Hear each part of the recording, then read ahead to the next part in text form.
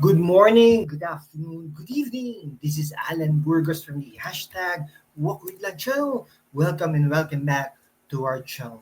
Guys, if you are not yet subscribed to our channel, please do it so now so that you can be a part of this growing family. Officially, we are now 10,477 subscribers. Thank you so much, guys. God bless you all. Okay, so ang pag-usapan po natin today ay yung diyan sa Pasig City, no? Siyempre sa Pasig City po, no, 11-story Pasig City University, libreng scholarship sa Coleo. Yan po ang pag-usapan natin, no?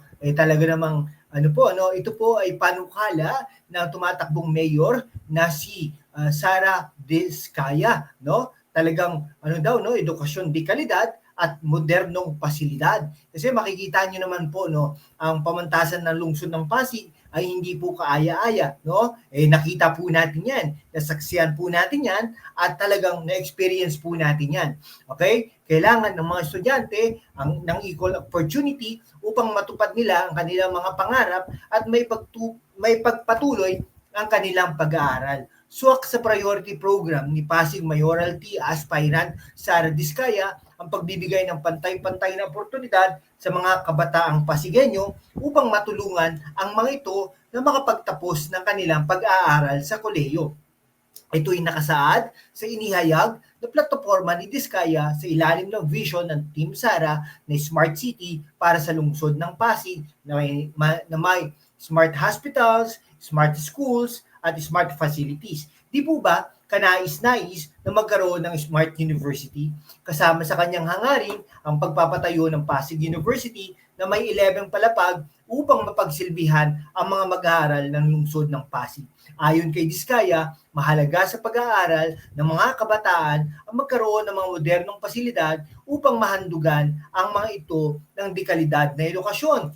Isa sa mga susi sa dekalidad na edukasyon ay ang mga pagkakaroon ng matatag, epektibo at modernong mga pasilidad na siguradong magagamit at mga pakinabangan ng ating mga estudyante. Sabi niya, kaugnay nito, sinabi rin ni Diskaya na kilala bilang Ate Sara dyan sa Pasig na hindi lamang para sa mga kabataang academic achievers ang pagkakaroon ng scholarship sa kolehiyo. Dapat din niya mabigyan ng scholarship ang mga kabataang nagnanais makapagtapos ng college degree ngunit walang kakayahan at hindi angkop ang grado sa kasalukuyang standards na scholarship application na pinaiiral ng lungsod. Tama naman po ito. Nais umano niyang pababain ang grade requirement ng college scholarship sa 75% para kahit pasang awa ay makakapagpatuloy pa rin ng pag-aaral ang mga estudyante. Pababain sana ito upang lahat ng estudyante ay makapag-aral sa kolehiyo at magkaroon ng equal opportunity. Hindi kailangan maging hadlang ang grado upang matupad ang kanyang mga pangarap, sabi ni Diskaya.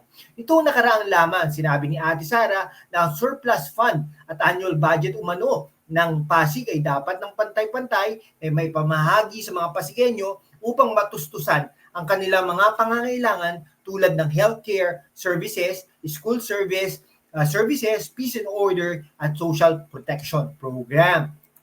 Di po ba? Napakaganda po ng ganun. No? Kaya nga po, tulungan po natin si Ate Sara Diskaya upang mapaganda ang Pasig City at talaga may pagpatuloy ang mga pag-aaral ng mga nagnanais na Pasigueño ng mga anak nila na makapagpatuloy ng pag-aaral dyan sa pamantasan ng lungsod ng Pasig.